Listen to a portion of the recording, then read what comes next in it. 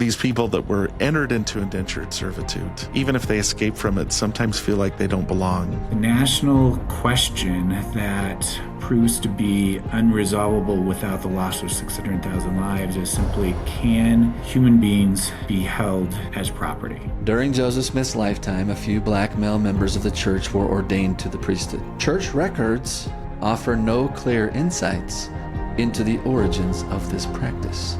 Yeah, absolutely incorrect. We have no proof that Africans are descendants of old Cain. Latter-day Saints forget this very history. We just don't know what the mark of Cain was. It's not defined in the scriptures. It's slavery. If we pass it, it's enough to cause the angels in heaven to blush. If we let them be ordained to the priesthood, then we could get a position where a black could preside over whites, something like that. It's a little convoluted. The speech is crazy because he talks about the curse of Cain, but he also says it's going to be lifted. You give human beings agency, and it will get messy really quickly. It's messy. History is very messy. Hello, Scott. Hello, Casey. We're back. We're back. Yes. And we're continuing this series on Latter-day Saints and politics. Now, we've emphasized this before, but it maybe bears repeating that we're not covering everything. That would take a long time. So what we've kind of done is we went through and brainstormed select topics, like episodes in Latter-day Saint political history that we thought were especially illustrative, that kind of helped us see how we got where we're at right now. First one we did was Joseph Smith's presidential campaign. And today we're tackling one that I don't know if very many people are aware of, but has a huge, huge impact on Latter-day Saint history from the 1850s right down to the present.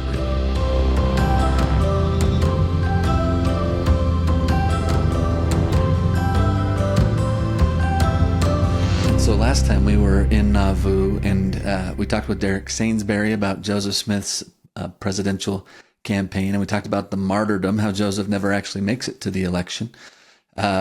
Casey, just to get us up to speed to what we're talking about today, like bridge the gap between Nauvoo and Utah for us real quick, because today we're going to Utah, and there are some major decisions that are going to be made today in Utah politics in the 1850s that we need to get to, but help us get there from Nauvoo real quick. Okay. So let's set the scene here. We're kind of entering the story in 1852. And the background you need to know is at this point, the Saints are in Utah, and they're a territory of the United States, but they're very much still independent at this point. Brigham Young is wearing three different hats. He is the president of the church and the governor of Utah and the superintendent of Indian affairs. So that's really unique. All the political power, a lot of the ecclesiastical power, they're rested in this one individual, and pretty much every European in the Utah territory is a Latter-day Saint with a few exceptions.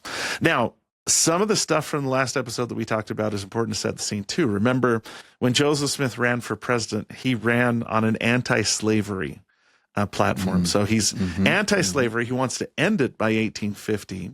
At the time, it appears that there is no racial policy or priesthood and temple ban in the church that we've talked about before. And 1852 is the typical date. In fact, in the Doctrine and Covenants, in the introduction to Official Declaration 2, they set 1852 as the date that these decisions were made that led to the priesthood and temple ban.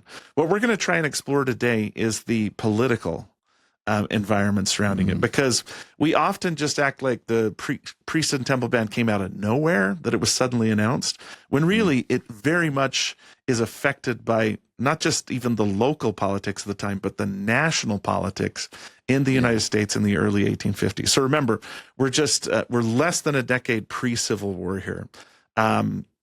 Discussions over slavery. In fact, every time that a state entered the Union, and Latter-day Saints very much want Utah to become a state so they can have a little bit more self-determination. These are all factors that are going to play into this episode that happens in the Utah legislative session.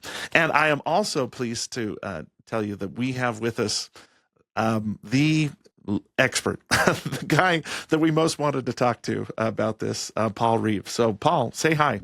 Well, hello. Yeah. Thanks for having me. Yeah. Absolutely. And Paul, we don't mess around. We don't mess around on Church History Matters, right? If we're going to talk about a tough topic, we want the world's expert to be here with us to discuss it. So, Paul, thanks for coming on today. And honestly, I mentioned this before when we were talking before we hit record, but part of the reason why we did this the way we did it is because Paul published a book along with co-authors Christopher B. Rich Jr.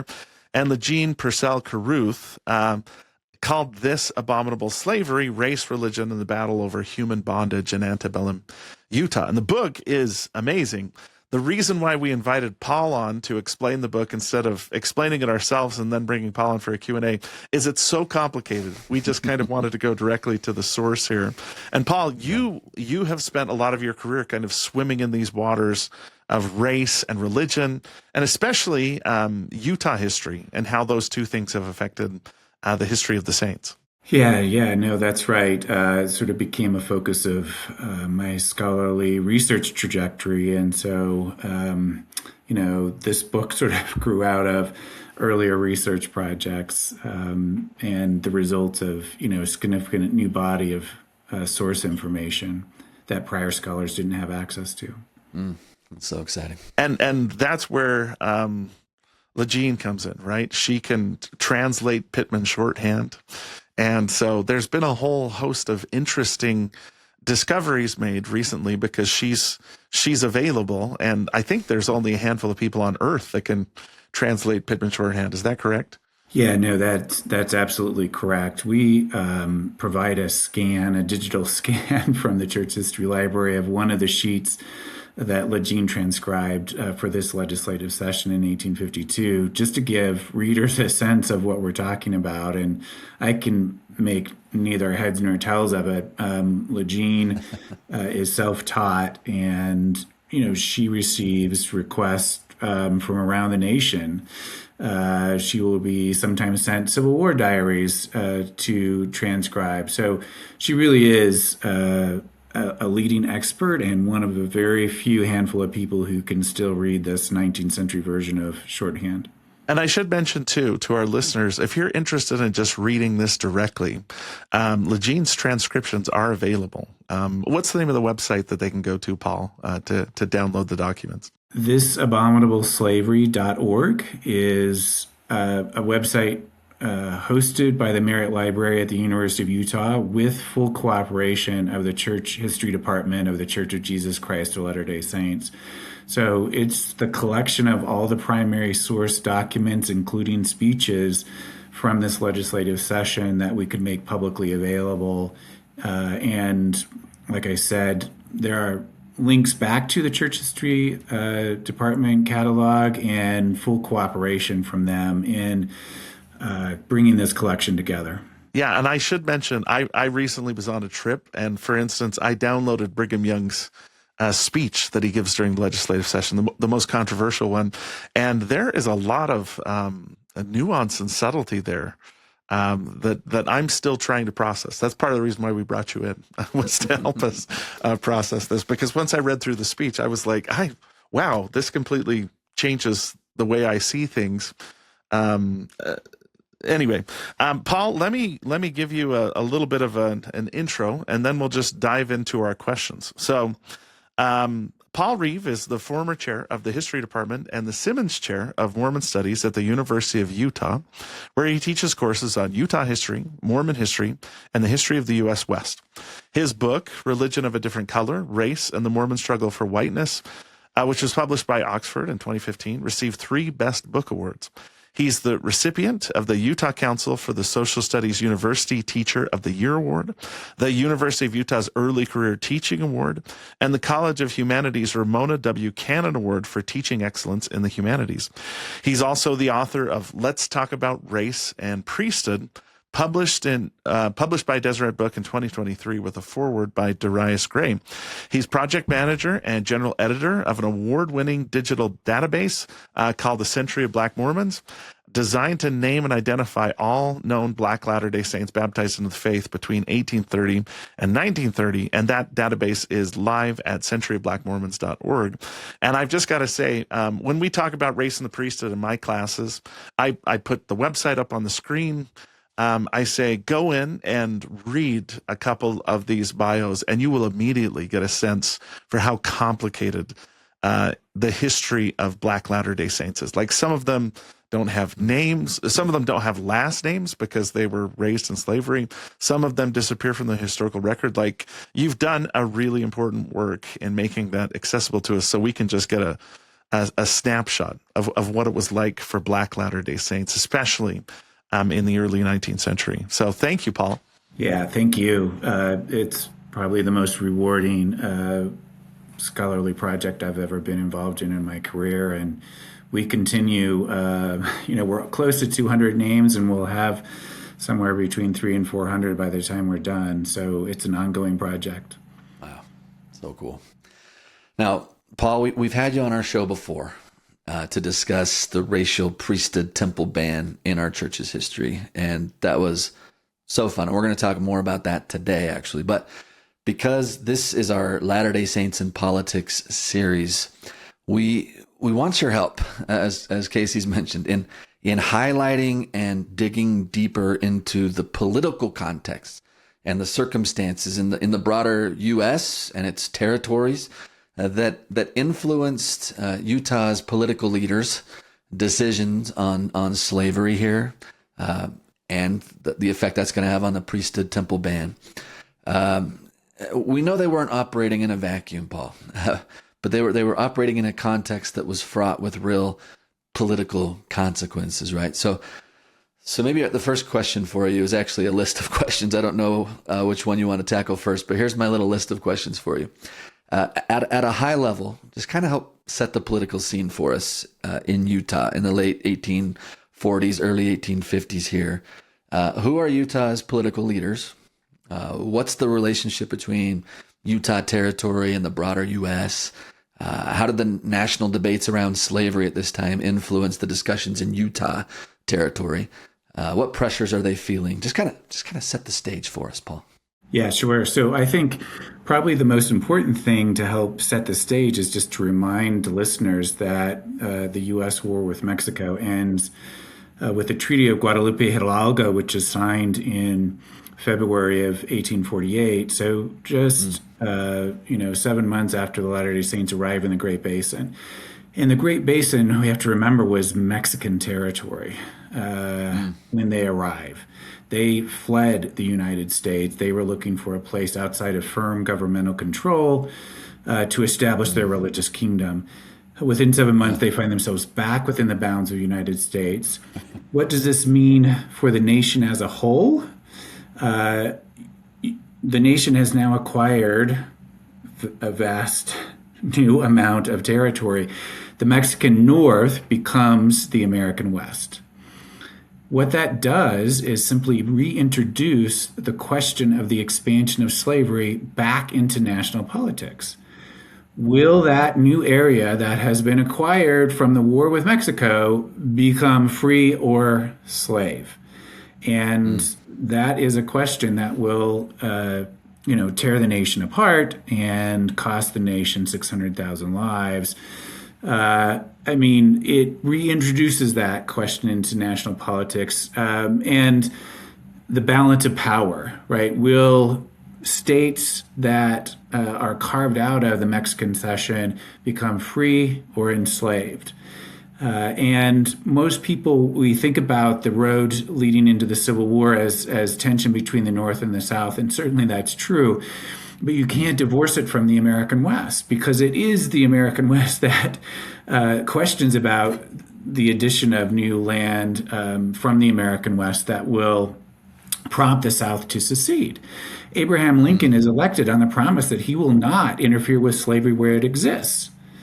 But the Republican Party is founded on a platform that says we have the right and imperative duty to prohibit in the territories the twin relics of barbarism, slavery, and polygamy. So for the South, they say, okay, if you're going to prevent it in the territories, that means those new territories will be added as free states, and you will win the balance of power in Congress and then outlaw it where it exists. We know the line in the sand is the American West. So that's the big picture stage that Utah enters. It's created as a territory as a part of the Compromise of 1850, along with New Mexico Territory and California, skips the territorial phase altogether and becomes a state. So that's the stage. It's a very fraught national context. Yeah, and people don't always get this national context that every time a state wanted to enter the Union, they initiate this idea of popular sovereignty, and it turns into a bloodbath in places like Kansas, where they're just going to let everybody vote. So people pour in from the North and the South. This is where John Brown murders a bunch of people who are pro-slavery, and pro-slavery advocates say they're going to Mormonize the local population, meaning they're going to use the tactics that were used to force Latter-day Saints out of Missouri to force abolitionists out of Kansas. So once you put this lens on the debate over race, priesthood, and slavery in the Utah Territory, it really opens up a lot of windows, because Brigham Young is both the secular and spiritual leader here, and he is navigating some pretty dangerous waters trying to get Utah statehood, but also trying to not, lose the favor of the politicians of the North and the South as they're doing so. Yeah, that's exactly right. So what exactly then are the pressures on the Utah territorial legislative group, the governor Brigham Young and his body of legislatures? Like, what are the decisions? How urgent are the decisions they need to make regarding slavery, for one, and what else is kind of pressing on them at this time? Keep going a little deeper on that, if you don't mind. Sure. Yeah. So, like you both pointed out, it's important to remember that there's significant overlap between church leadership as well as political roles in this new territory. So Brigham Young is appointed as Utah Territory's first governor. He's also president of the Church of Jesus Christ of Latter-day Saints. And then you have a territorial legislature that is comprised entirely of Latter-day Saints, and not just your average Latter-day Saint, but a pretty significant level of leadership. The entire first presidency is in the legislative session. 3 Latter-day Saint apostles, Orson Pratt, George Smith, and Woodruff, all members of the legislative session, and then bishops, stake presidents, the presiding bishop. So pretty significant, high-level leadership in this legislative session. And they're really trying to figure out what the relationship should be between white enslavers and their black enslaved who have been brought to Utah Territory, some of them baptized Latter-day Saints. So white enslavers enslaving their fellow black Latter-day Saints. That's the reality on the ground. And it's important to remember that 3 of those enslaved men, Green Flake, Harkwells, and Oscar Smith, it's his name that he takes after he gains his freedom, arrive in the Great Basin on July 22nd, 1847, 2 days ahead of Brigham Young. They've been sent ahead by their enslavers to build homes and plant crops for their white enslavers who will arrive the following year, and they want a place to live and food to eat when they arrive. And so the black enslaved are sent ahead to perform those functions. And they're already plowing and planting by the time Brigham Young arrives on July 24th. That's the day that Utah celebrates its Pioneer Day. Commemorating Brigham Young's arrival, it's important to remember that the Advance Company have arrived 2 days later. They already know it's the right place because they're plowing and planting. Brigham Young comes and confirms that decision on July 24th. So the other form of slavery that also, exists on arrival amongst the Latter-day Saints is Native American enslavement. Utes, raiders have been enslaving Southern Paiute and Gosute women and children, selling them to the Spanish for at least 60 years amongst the Western Ute. So that's pre-existing. There's a pre-existing native captive trade happening already here. Yeah.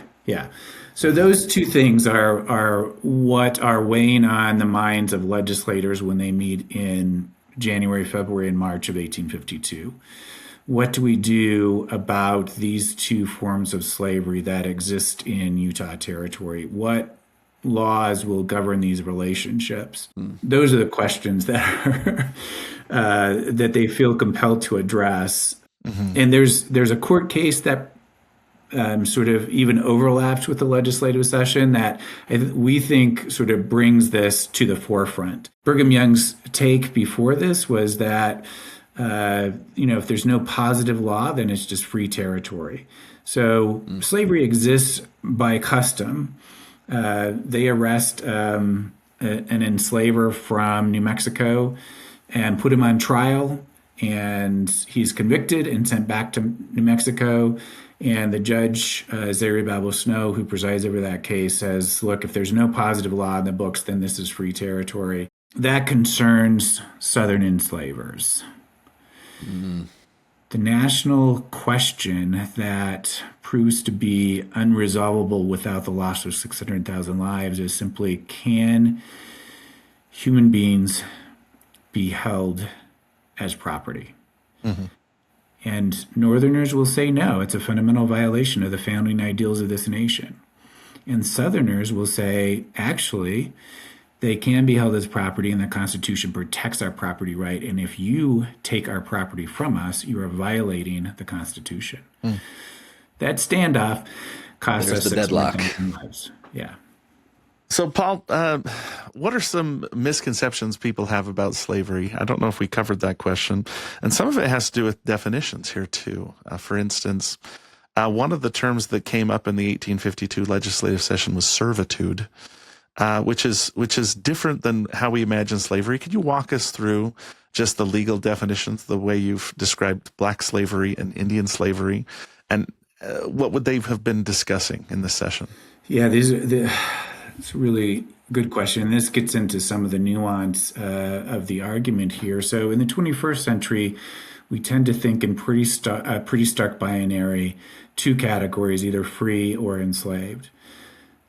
The case that we try to make in the book is, to understand what plays out in Utah Territory, you have to understand a spectrum of unfree labor categories that exist in the 19th century. So there are things like apprenticeships, indentured servitude. All of those are a part of this 19th century context. And you have legislators who are familiar with this from their own youth. Some of them were apprentices. Brigham Young is an example. And these are unfree labor categories in the 19th century. And so a variety of legislators are looking backwards to those categories they're familiar with. And you have at least one legislator, Orson Pratt, who is looking forward, representing this free labor ethic that is sweeping in across the nation. So there are finer distinctions, and what Utah produces are examples of those unfree labor categories from the past. When Brigham Young's being precise, he will make a distinction between servitude and slavery. He's not always precise in the language he uses in this legislative session, but he opens the legislative session with a speech on the 5th of January, 1852, where he is precise because it's a speech that's prepared in advance. It's not an extemporaneous speech. And in that speech, he does say that he doesn't favor He answers that question that's animating the nation. Can human beings be held as property? And his answer is no. And yet. He is going to speak in favor of an act in relation to service, which is the Black Servant Code that passes the legislative session. And Orson Pratt will call it slavery. These are really difficult distinctions. I can get into more detail in that if you want me to sort of unpack what that means in Brigham Young's mind. Okay, so make sure I understand this. So indentured servitude is more, they're thinking of it as like a more humane, regulated kind of apprenticeship program versus like chattel slavery, which is essentially like, I own you and you're my property. Is that a fair distinction? Or how would you tease out the nuances between indentured servitude and chattel slavery? Yeah, no, that's good. So for indentured servants, there is an end date. Okay. So for Native American slavery, the Utah legislature passes a bill called an Act for the Further Relief of Indian Slaves and Prisoners, and they enact indentured servitude, in which the servants can be held to pay off what is considered the debt. So if a white Latter-day Saint purchases a Native American from a Ute trafficker, then the sense is that sounds so wrong, by the way. That just sounds so wrong, but can continue. I know. This is the context that we're talking about, right? This is if a Latter-day Saint purchases a Native American from a trafficker. Okay, continue. Yes. So the Latter-day Saint would say, okay, to the enslaved child, usually that they purchase, in essence, your labor will pay off your purchase price. And the law that Utah passes allows the Native American children to be held in servitude for up to 20 years. That's the maximum. Okay. And then they have to be freed. If they've paid off the debt, and it's supposed to be governed by a contract that's filed with a probate judge. And we found a couple of examples of those actual contracts to show that at least some Latter-day Saints are following the law that is passed in 1852. And the language that they use is the language of apprenticeship. The ideal behind the law is that these indentured Native American children would learn some skill as an apprentice, which in theory would allow them to function in white society once freed. They'll have a marketable skill. We demonstrate that it doesn't always play out according to the ideal in practice. So I'm not trying to put lipstick on a pig here. There are a spectrum of examples, right, where it goes from people who might be integrated into Latter-day Saint families through fictive kinship adoption, and they're called sons and daughters, all the way to, people who are just treated as manual labor or as enslaved people in the households of Latter-day Saints. And in theory, once they work off their period of servitude, they are then freed and can integrate into white society. Those historians who have studied that suggest that really they operate in a liminal space, never fully accepted into white society and not accepted back into Native American society either. So that's the answer to the Native American question of slavery. It's important to note that Orson Pratt will call it a form of slavery. He says, okay, so we put a 20-year limit on it. We're still enslaving them for up to 20 years. Okay, so once again, he represents the free labor ethic. The other question then for African Americans who are brought to Utah Territory as enslaved people, Brigham Young says, hey, I don't think they should be held as property. Okay. And we argue that the bill that passes Utah Territory elevates them above the level of mere property or chattel slavery as practiced in the South. What it does is it grants them some rights. If you have some rights, you're not mere property. And, mere property like, a plow. That's really how in Southern chattel slave codes, human beings are considered. They have no rights. They have no legal standing before the law. In Utah Territory, the law that they pass, they are granted some rights. So in Brigham Young's mind, they are not mere property. But the law that they pass frees no one then enslaved. So if you're brought to Utah Territory enslaved, you can die enslaved according to this bill, but you are granted some rights. So what are the rights that they're granted? They can't be sold to another enslaver without their consent. If you have consent, you're not mere property. they're supposed to arrive in the territory of their own free will and choice. Now, how that plays out in practice, we have no evidence whatsoever, right? But that's bound up in the bill. And so it's granting them agency. And if you have agency, you're not mere property. You also can't be taken from the territory without your consent. If you have consent, you're not mere property.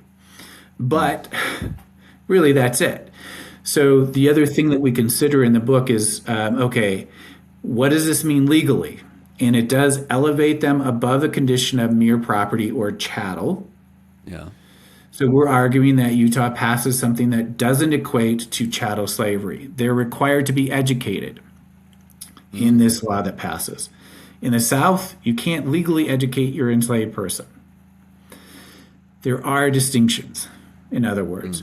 But we also say, hey, we should consider this from the vantage point of the enslaved people, and it doesn't grant them freedom.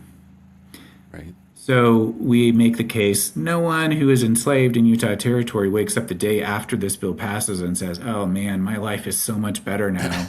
I've been granted some rights. They can be held in slavery for life, in essence. Don't the legislators, I'm trying to remember the language, don't they use language like benevolent servitude or something like that to say, like, we're not calling it slavery, it's like humane, benevolent servitude. But you're saying, like, how a rose by any other name, right? Slavery by any other name is still going to be slavery in the day-to-day of the person who is the apprentice or the slave, essentially. Is that fair? Yeah, that's fair. So Brigham Young will use very much paternalistic language, and paternalism means it's an argument used by even Southern enslavers in the South, right? So white enslavers are the parents, and it's inherently a racial argument, meaning that Black people are inherently inferior and perpetually children. They can't actually function as adults, and therefore we are doing a moral good. We are doing something for them they can't do for themselves. We're taking care of them from birth to death as if we are their parents. So it's white paternalism, and Brigham Young will make a case that is using very much paternalistic language in his speech to the legislature. Orson Pratt rejects all of that and simply says, look, we should reject this bill in its entirety.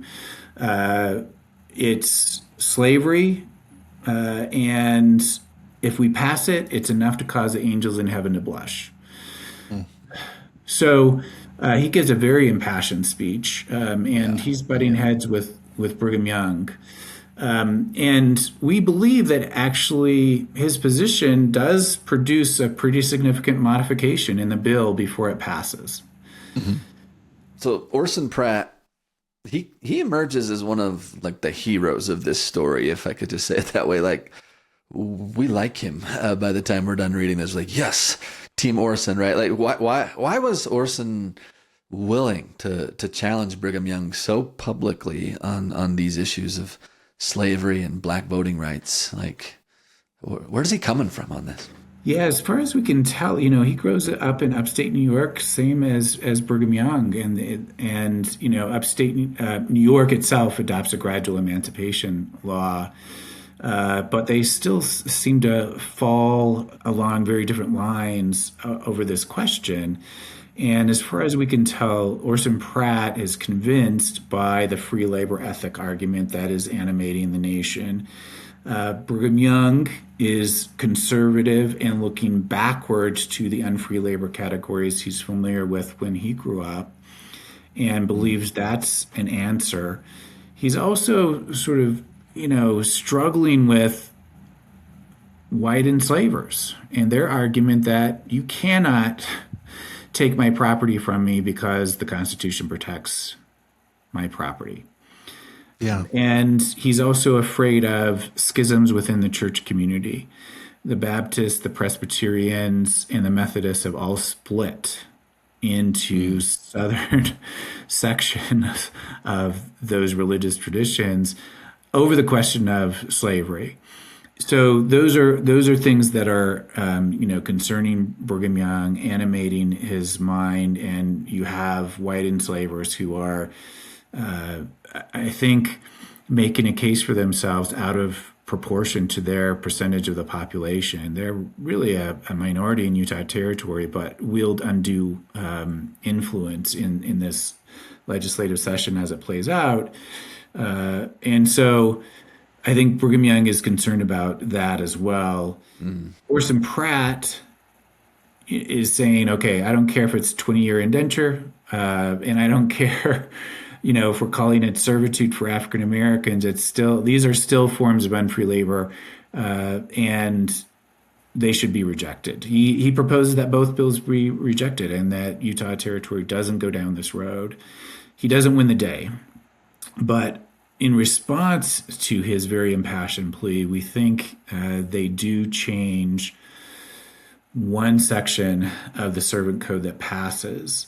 What they do is they drop the language that would have passed on the condition of servitude to the next generation and made it perpetual. And when they do that, is that an attempt at sort of a gradual emancipation? Because in my mind, the biggest concern Brigham Young is dealing with is not just divisions within the church, but they're trying to make Utah a state. But if Utah, they're kind of damned if they do, damned if they don't. If they come into the Union as a free state, then that causes problems. If they come in as a slave state, that causes problems. I see Orson Pratt as the idealist here, and Brigham Young is the pragmatist who has to kind of look at reality and say, we can't really have self-determination until we are a state. Is there a way to compromise so that we gradually get rid of slavery, but don't rip the Band-Aid off in such a way that it causes another bloody Kansas, like happened it's happening pretty much during this time, isn't it? The Kansas controversy. Yeah, those are things that are all weighing on Brigham Young, and certainly I think that's the national context in terms of Utah's application for statehood is probably his single most significant motivator here. Very influential friend of the Latter-day Saints, Thomas Cain, who is not a Latter-day Saint, has advised Brigham Young and other Latter-day Saint leaders to remain neutral on the question of slavery as they apply for statehood. So during the 1850s, 1849, their first application for statehood does not mention slavery, just neutral, right? They make a second application in 1856. That application, they remain neutral as well. We can talk about that. That produces another debate. That's after they've already passed the 1852 resolution. So, how do they claim neutrality in 1856 at that point? Yeah, I'm getting a little bit ahead of myself, but just okay. Just suggesting that statehood is the ultimate prize. And remember that Utah applies 7 times and is rejected 6 of those 7 times. Brigham Young doesn't live to see statehood. It doesn't happen until 1896 because the nation says persistently, you do not fit prevailing definition of what it means to be an American. You will need to abandon the things that make you other, polygamy and theocracy. And all of those applications for statehood after the 1850s are really caught up in that context. The 2 applications before that, this question of will you be free or will you be slave concerns the nation and it concerns national politics. So absolutely right. In response to Orson Pratt's impassioned speech, they dropped the language that would have made the bill perpetual, that would have passed on the condition of servitude to the next generation and the next generation and the next generation. They remove that language. They don't replace it with positive language that says, therefore, what we mean is that children born to enslaved parents in Utah Territory will be free. I really wish they would have replaced it with positive language and removed any ambiguity. But given the context and given everything, from the speeches and what we understand, We believe their intent is that the condition does not pass to the next generation. We found the actual handwritten version of the bill in which those words are actually crossed out, and we with permission of the Church History Library, put a digital copy of that in the book manuscript so readers can see it for themselves. We believe that means their intent was that the condition does not pass to the next generation, making it a conservative form of gradual emancipation, similar to free womb laws that were being enacted in Mexico at the same time, meaning that children born to enslaved parents would be free. Enslaved parents would live out their lives in slavery.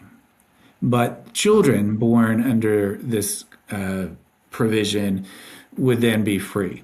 That becomes, in our estimation, a gradual emancipation bill, a conservative gradual emancipation bill.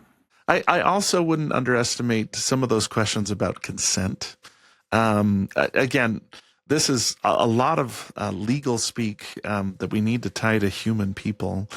Green Flake is one of the first people you mention in the prologue to the book. And his story is complicated, right? Like, does he have rights? He comes into the territory as a slave. He's owned by the Flake family. But as the Flake family moves on, they move down to San Bernardino in California, and they request for Green to come down. Brigham Young intervenes and basically says, Green has his own family and his own farm. You need his consent for him to leave the territory. So is that an example of how this, I know that this is rough stuff, but there may have been some positive outcomes from the discussions too, that at least allowed a person like Green Flake to have a little bit of self-determination over his life. Is that how you see it? Yeah, no, I think that's right. The case that we make in terms of Green is that Brigham Young will rent his labor for a year.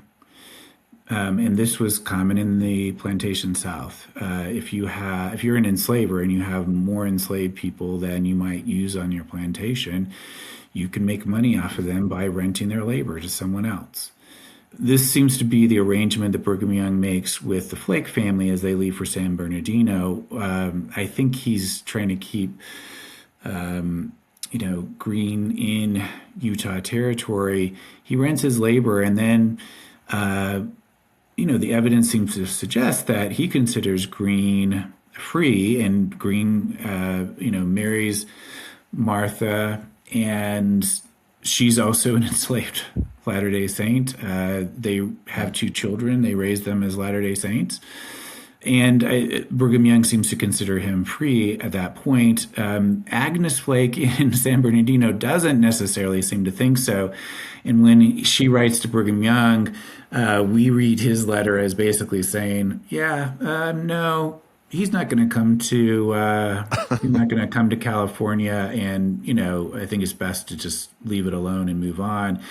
And when he does speak forcefully, he does say he's advocating for purchasing enslaved people into freedom, and we think he's establishing a precedent with what he does with Green. He's telling everyone who's upset about slavery in Utah, well, then do something about it, purchase them individually into freedom. So individual emancipation rather than a law that frees enslaved people in the territory is the position that he seems to stake out.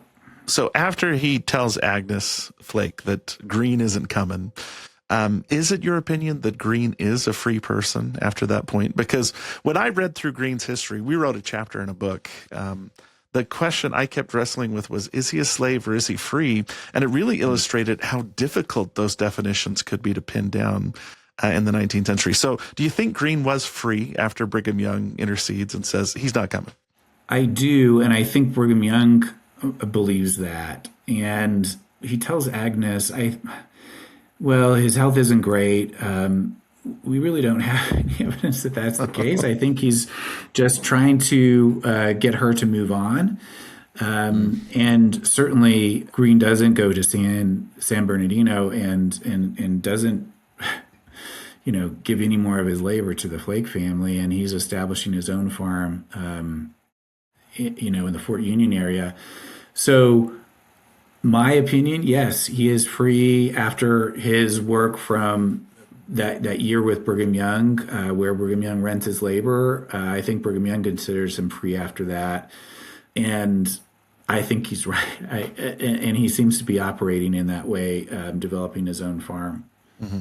Now, the second person that I want to use to try and personify some of these difficulties is Sally Kanosh, who kind of, to me, represents the complexity surrounding Indian slavery, where, the story typically told with Sally Kanosh is that she was going to be killed by the trader that sold her to the Latter-day Saints. And then she's adopted into Brigham Young's household and grows up there kind of in white society, but then they feel like she needs to go back to Indian society. So she's married to this Chief Kanosh, who's a Paiute, who's converted to the church, but she has difficulty there too. It's really difficult for her to integrate, and eventually she's murdered by one of Kanosh's other wives. Can you talk a little bit about how she personifies the idea of Indian slavery and purchasing? And because Scott said that sentence, Latter-day Saints purchasing Indian slaves, is hugely distasteful to us, but in Sally's situation, it was framed as they did it to save her life. Yeah, that's right. So this is, one of the earliest examples of Latter-day Saints confronting this trafficking that, like I said, has been going on amongst the Ute for at least the Western Ute for at least 60 years before the Latter-day Saints arrive, and then amongst the Eastern Ute much longer than that. So Wakara is presiding over sort of a vast raiding and trading network that goes from the Great Plains into California. And a part of that raiding and trading would be raiding Southern Paiute and Ghost Ute women and children, and then selling them into New Mexico or California to Spanish families for manufactured goods. Within a few months of the Latter-day Saint arrival, you have Baptiste, a Ute trafficker who shows up amongst the Latter-day Saints doing what he presumes you just do with Euro-Americans. You sell captive children. He's got two teenage captives, a teenage boy and a teenage girl, and offers them, according to Mormon accounts, right? We don't have Baptiste's account and we don't have the children's account, but according to Latter-day Saint accounts that survive, he offers them for sale. Latter-day Saints say no, and he says, if you don't sell them, I'll kill them. And Latter-day Saints don't believe him, so he kills the teenage boy in front of them. Oh, my word. Which then, according to Latter-day Saint accounts, compels them to purchase the girl. And Brigham Young's son-in-law, Charles Decker, purchases the girl, and she then is raised in the Brigham Young household, but kept amongst the servants. So raised in the Brigham Young household, becomes a servant in the Brigham Young household, becomes a cook. It represents the complexity. Do all Native Americans who enter into these indentures enter in the same sort of way? We try to ferret that out. And the answer is no, but as far as we can tell, most cases, or the majority of cases are that way, but sometimes they're prisoners of war. Sometimes they're traded by their families into Latter-day Saint homes. Sometimes Latter-day Saints are just seeking to buy them. It's not always, hey, buy them or we'll kill them. Sometimes Latter-day Saints are actively seeking for, this kind of labor. So a variety of ways in which they end up in Latter-day Saint homes and then come under the provisions of this act that is passed by the legislative session. Sally represents this very difficult kind of circumstance, right? The example that you share, right? Never fully perhaps integrated into white society. When she goes and marries Kanosh, it doesn't seem that she's actually all that thrilled about it. She's sort of being pressured into this. She has made a home for herself in the Brigham Young household, and it doesn't seem, according to surviving sources, that she really wants to leave. Wow. I think she personifies maybe as good as anyone that idea that these people that were entered into indentured servitude, even if they escape from it, sometimes feel like they don't belong in any society. Sally, I grew up just a town away from Kanosh, and so we'd hear stories about Sally Kanosh, and it always came across as a very, very difficult story, but one that illustrates how complicated the idea of slavery, especially Indian slavery, could be in the Utah Territory. Yeah, no, I think that's exactly right. She performs temple rituals for herself. There are sort of all kinds of evidence that, Latter-day Saints in Brigham Young's household are really trying to integrate her fully into the faith, but I'm not sure, her agency is fully being recognized in terms of what seems to be this marriage with Kanosh and then moving out of the household and, dying shortly thereafter. Yeah. Wow. Okay, so let me try to summarize what we've talked about so far, and then I have another question for you, Paul. This is a lot, guys. This is a lot. But, okay, so the 1852 Utah territorial legislative sessions were where territorial leaders, church leaders as well, passed two major laws, one that converts African American slavery into a legally regulated status of, they're calling it service, and then another one that allowed long-term indentures of Native American captives. Orson Pratt had pushed hard against it. He's going to lose the day. These are going to pass anyway.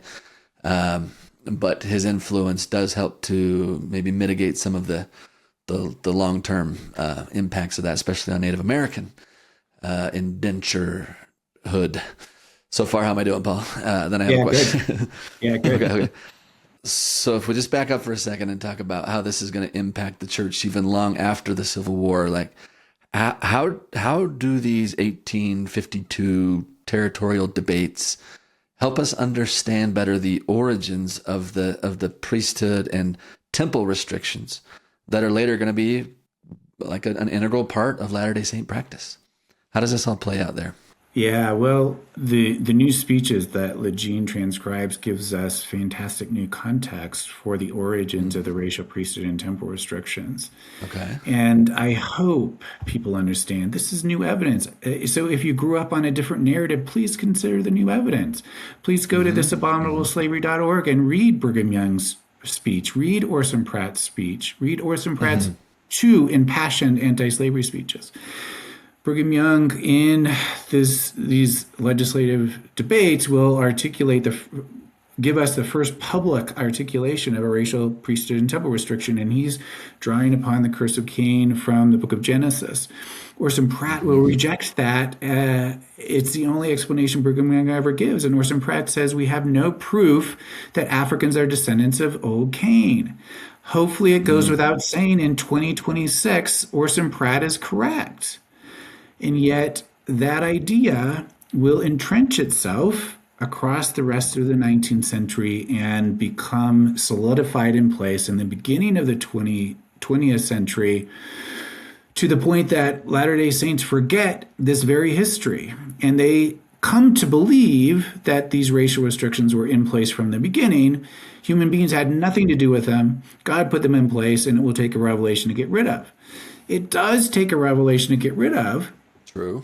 But we now know that these were not in place from the beginning, and we have very human and political context for the origins of this, and that it wasn't without debate that there was disagreement amongst two of the highest leaders of the faith over the racial restrictions.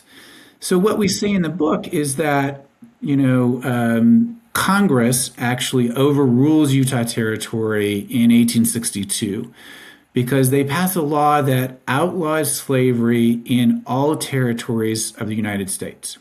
This is not the Emancipation Proclamation. This is just aimed at territories because the Republican Party, when they're in control of politics, they make good on their 1856 pledge and they outlaw slavery in the territories. So that does away really with slavery in Utah Territory, 1862. It lasts for 10 years.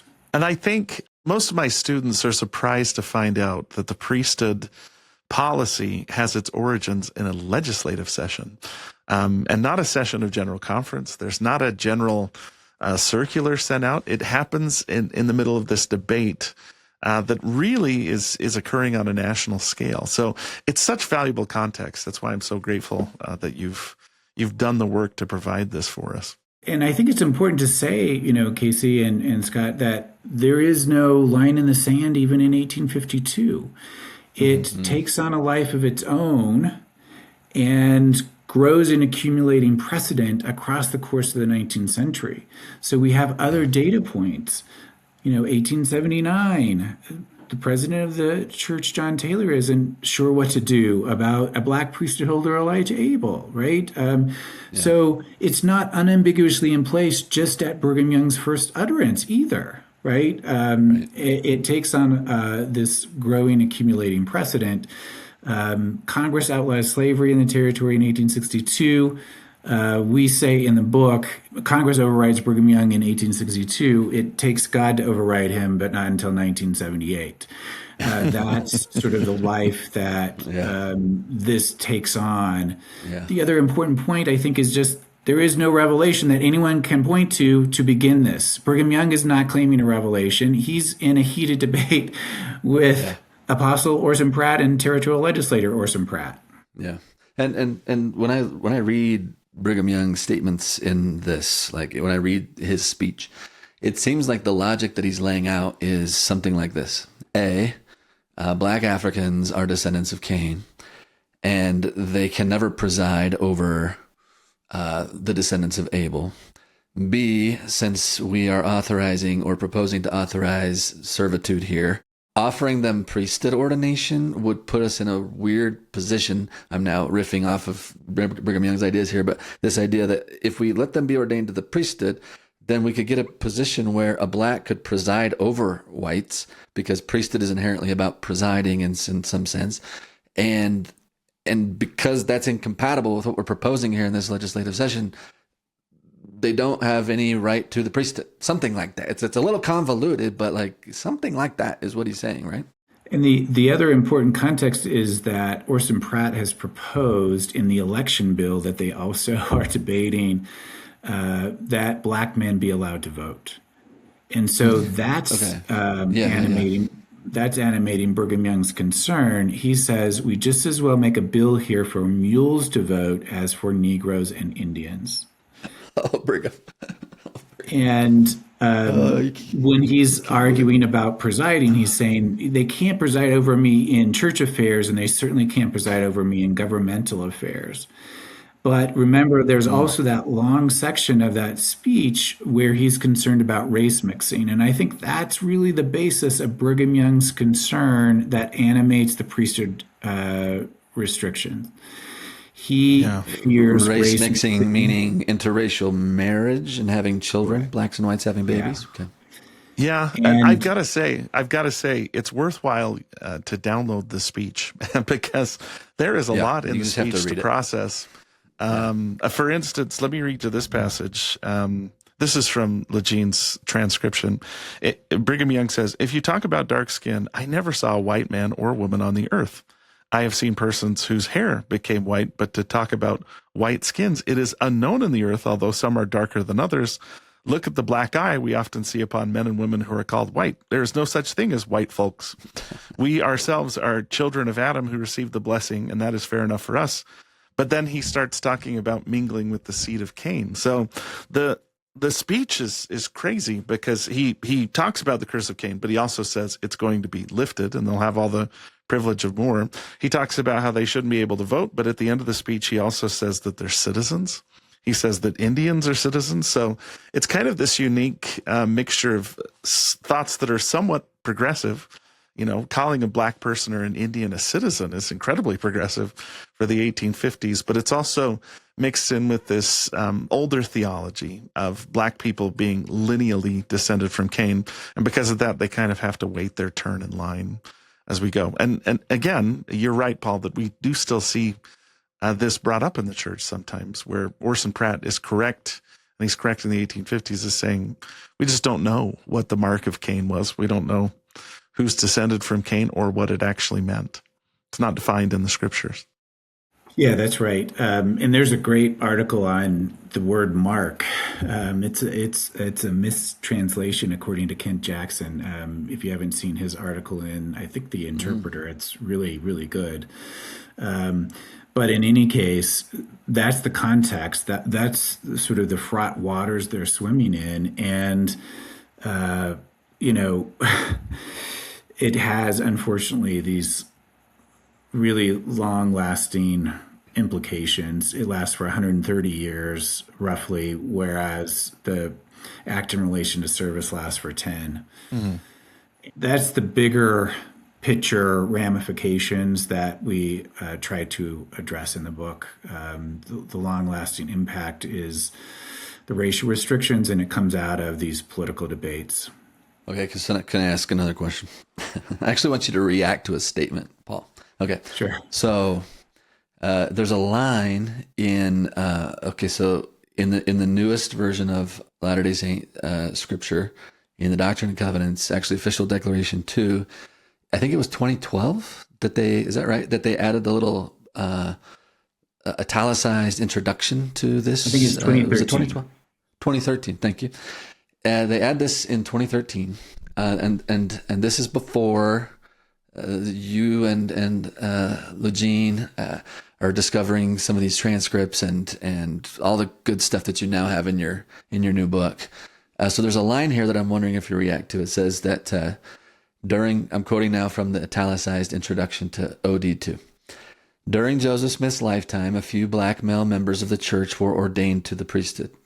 Early in its history, church leaders stopped conferring the priesthood on black males of African descent. Church records offer no clear insights into the origins of this practice. Close quote. Okay, I want you to react to that last line, because in 2013 that may have been correct, but is that still correct? Church records offer no clear insights into the origins of this practice. Paul, your reaction? Yeah, absolutely incorrect. Okay. It's just unfortunate, the timing of that. We just have a flood of new information.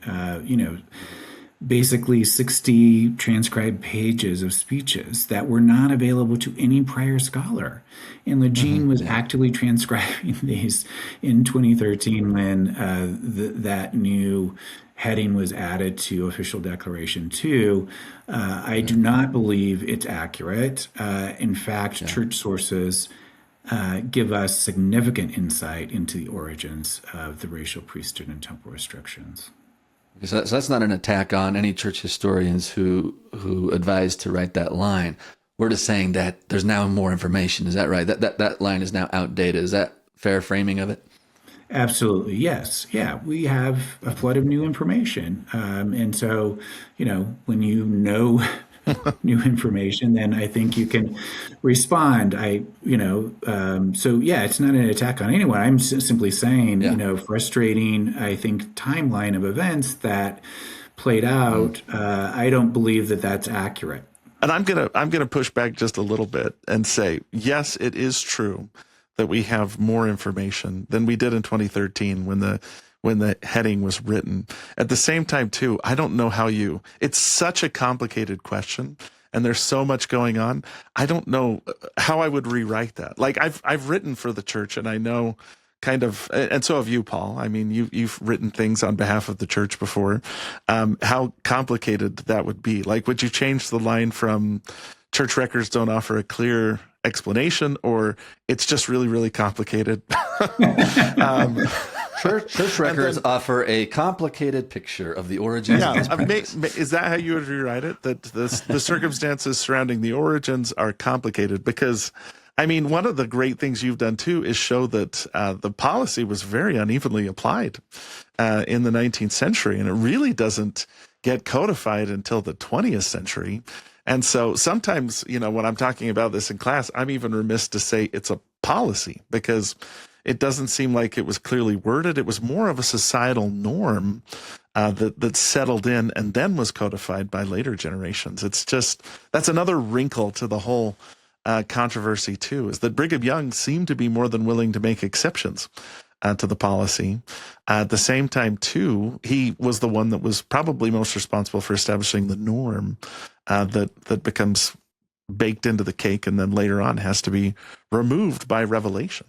Yeah, no, I think that's a pretty fair characterization. Yeah, so it's difficult, and I think there's a whole kind of something going on in the beginning of the 20th century under Joseph F. Smith, in which I think the restrictions become solidified, and I think he's as much responsible for their solidification as Brigham Young is for their beginnings.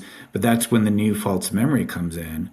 And so, yeah, it's a difficult history. And in Century of Black Mormons, we are demonstrating the uneven application over time and space, and especially for people of mixed racial ancestry. The church attempts to enforce a one-drop policy, meaning one drop of African ancestry or one drop of black blood was the language of the time. And, Century of Black Mormons and DNA evidence demonstrates the impossibility. We are actually all a part of the same broader human family and all God's children. And thank you for bringing it back to that point. Okay, I'm just going to take a swing at this, guys. This is totally ridiculous. I have not been commissioned by anyone to write anything, but here you go. What if we changed it from church records offer no clear insights into the origins of this practice to, ready for this? Church records show that the priesthood temple ban did not emerge in a vacuum. It developed within Utah's debates over slavery, servitude, interracial marriage, black citizenship, native indenture, and divine curse theology. Boom. What do you think? I like it. It's better. It's better. Casey doesn't like it. Casey doesn't like it. I can tell he doesn't like it. Well, no. I mean, this as much as anything to me illustrates the idea that, hey, it's messy. History is very messy. And it's funny because reading your book, Paul, in some ways made me feel more compassionate towards the people that are grappling with these issues. I think it's a better approach than just saying, hey, one day Brigham Young stood up and said, black people can't hold the priesthood or go to the temple. In a lot of ways, I empathized with Brigham Young. I empathized with Orson Pratt and the issues that they were wrestling with. I especially empathized with people like Green Flake and Sally Kanosh because of the pressures they were facing. It's just the world that they grew into. So Paul, I mean, you are an active Latter-day Saint, but you wrestle with these issues. You swim in these issues. I'm wondering, how do you reconcile this? Like, how do you kind of, when someone comes to you and says, I'm struggling with this and it's difficult and it seems unfair, how do you help navigate them through this? Like, what are the data points that you start with? Yeah, well, yeah, I mean, if someone's struggling with this, that means, in my estimation, that they're taking it seriously. They're not brushing it off. And it's difficult history and it demands struggle. And I think for me, it's okay to let Latter-day Saint leaders be human and recognize that they are immersed in their cultural context, just like I'm immersed in my cultural context. And they were really struggling with really difficult questions. And, I loved, Casey, that you said you felt empathy. Me, in particular, for the Native American indenture bill, the debate that we now have over that bill, man, it really just opened my eyes for the first time. And, I really thought to myself, wow, so let's say they don't do anything when Native Americans, women and children might be brought to them. Would we be looking back in the 21st century and saying, how cold-hearted were they? they are really struggling with really difficult ethical and moral dilemmas. I still feel like Orson Pratt had the best answer for both of those situations. But I also understand sort of the bigger context and perhaps why they made the decisions they did, although I don't think they made the right decisions because, I wouldn't be happy with any condition of unfreedom. So I guess for me, I just like to think about Brigham Young himself. We believe in eternal progression as Latter-day Saints. This is I think, a profound Latter-day Saint theological contribution. We're not stuck in hellfire for eternity, but in fact, we can progress. And I don't think Brigham Young is somewhere in the eternities stuck on his position from 1852 on race and slavery. I fully believe Brigham Young has progressed. And I also fully believe he wants us to progress as well. We don't have to circle the wagons and defend his position. Brigham Young has progressed, and I believe he wants us as Latter-day Saints to progress on this issue of race and accept all of God's children as our brothers and sisters and treat all as alike unto God. That's the ideal, right? God tells us he sees us all as alike, and we are striving to become like him, and therefore our call is to see each other as alike. So, if someone's coming to me, I try to walk them through that. It inevitably raises this question of prophetic fallibility. We're having a conversation about politics in 19th century Utah territory, and that frames the very messy kind of ramifications. These two laws that were passed, but also a racial priesthood and temple restriction that takes on a life of its own. And I'm willing to give everyone all kinds of charity, but when we know better, we do better. And I believe we should know better in 2026, and therefore we should do better in 2026. Yeah. Amen. I walk people through this and then say, hey, we can sit and commiserate over the past, or we can say, what are we supposed to learn from this? And how do we move forward and do better? Like the speech I give to my classes is to say, hey, maybe we can be like the anti-Nephi Lehis in the Book of Mormon, who bury their weapons of war and then seek to honor, to redeem themselves by doing good. I also tell my classes, hey, you didn't make this mess, but we're just asking if you'll help clean it up a little bit. And that's what the leaders of the church are asking for us now. President Nelson said to lead out in discouraging prejudice, in helping people overcome these things, which are still very, very much present among us. And Paul, I just want to name out loud. I want to name out loud something you do so really, just so flawlessly, which is threading the needle of allowing church leaders to be human, but not discounting divine involvement in the broader restoration. You just do that really well, like allowing for prophetic fallibility while also believing that God calls prophets. Like to hold those both together, I think is exactly the right way to do it. But too often if we believe in prophets, we want to push down the fallibility piece and pretend like maybe it's not there, and then come up with justifications for why God would have allowed something like this or had inspired something like this, even worse. Or on the other hand, once you see the human coming in so strong like we do here, in this case, we then put down the divinity of the restoration and say, well, this must all be just, man-made. And I think either of those approaches is wrong. And so thank you for showing us how you hold those both in tension with one another, both the human and the divine. Yeah, I love that, Scott. And to me, there's simply no other way that that it could be. I mean, it couldn't be otherwise, I guess is what I'm trying to say.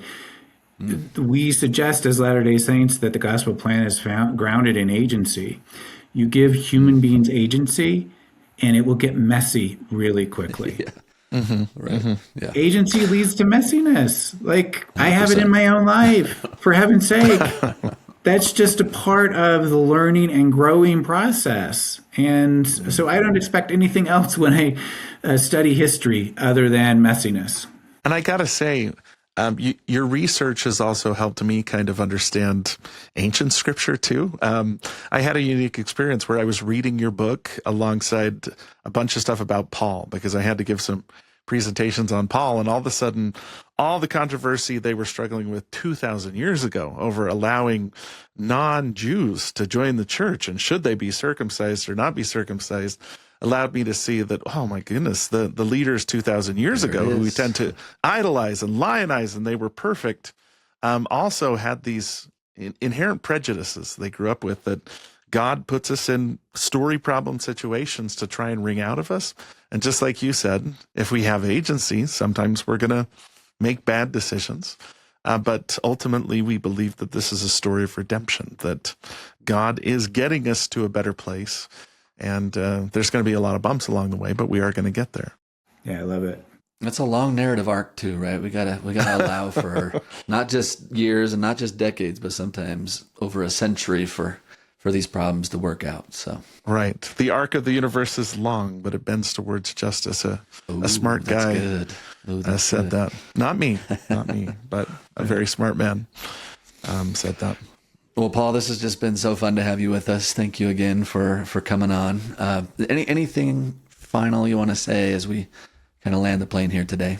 I think we covered a lot of ground. So I really enjoy the conversation. I love how deeply both of you think about it. Thanks for engaging in the difficult conversations and opening up, these historical moments for people to become aware of and learn and grow. I really appreciate the work you do. And we appreciate your work. And we'll refer you to both those sites, thisabominableslavery.com and also centuryblack.org. Yes. And also A Century of Black Mormons. Great resources if you want to explore this, especially on a human level. Awesome. Yeah. Thank you. Okay. Thank you both. This was fun. We'll see you next time, Casey.